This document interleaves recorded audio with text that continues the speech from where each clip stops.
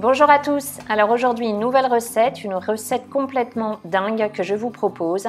Une recette de pain, mais alors un pain qui ne nécessite pas de robot, pas de pétrin, pas de pétrissage. La pâte est prête en 3 minutes. C'est un New-Yorkais, un boulanger new-yorkais qui a inventé cette recette, le cultissime Jim Fahey. Je ne sais pas si je le dis bien. Ça donne une mie avec des alvéoles de dingue, un goût de dingue. C'est vraiment à tester. J'espère que la recette va vous plaire, je vous laisse la découvrir en images. Dans un grand saladier, vous commencez par verser de la levure sèche de boulanger, puis vous ajoutez de l'eau qui doit être très légèrement tiédie. Attention, ne la faites pas trop chauffer, sinon ça va tuer la levure. Ensuite, vous mélangez et vous réservez pendant une dizaine de minutes. Après les 10 minutes, vous ajoutez de la farine. Alors moi j'aime pour le pain utiliser de la T65. Puis vous ajoutez le sel et vous mélangez à l'aide d'une spatule. Alors c'est le petit avantage ou même le gros avantage de cette recette, pas besoin de robot, pas besoin de pétrin, simplement une spatule et vous mélangez pendant 3 minutes.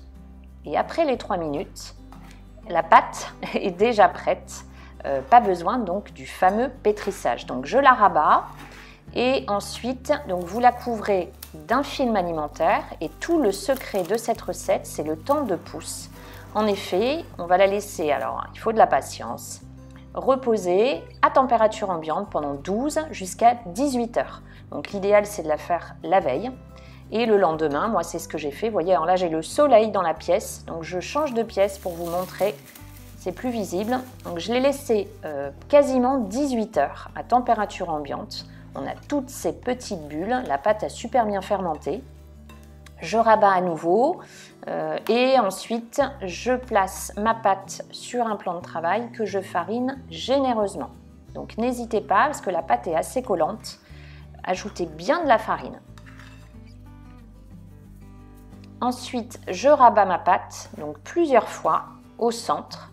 Je la rabats, j'hésite pas si besoin à remettre un peu de farine si je vois que c'est trop collant.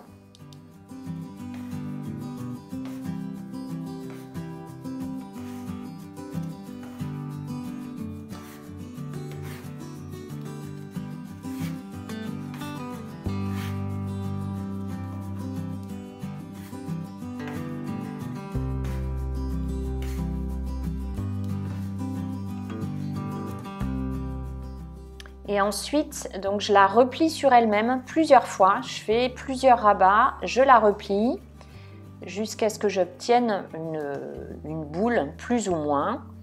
Donc quand je l'ai rabattue plusieurs fois, je la retourne.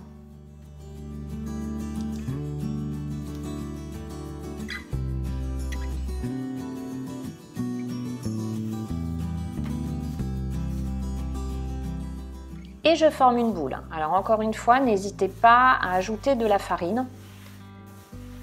Je boule.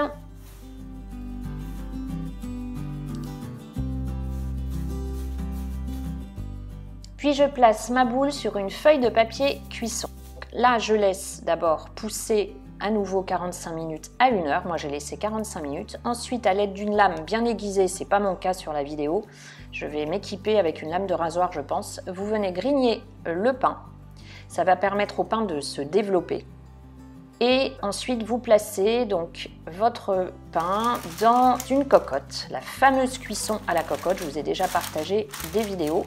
Alors, si vous n'avez pas de cocotte, deuxième solution, vous pouvez en mettant de l'eau dans un lèche-frite, c'est ce que je vous avais partagé pour ma fameuse recette des baguettes.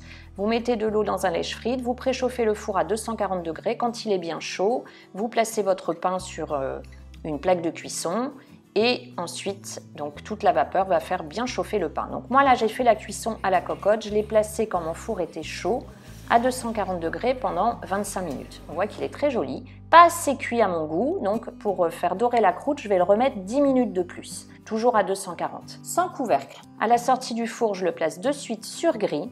On obtient un super pain, une super belle croûte. Alors il ne va pas se développer énormément, le pain reste quand même assez plat, il ne gonfle pas énormément, mais regardez-moi cette mie. ces alvéoles. Le goût, il est mais super, on a l'impression de manger un pain qui a été fait au levain.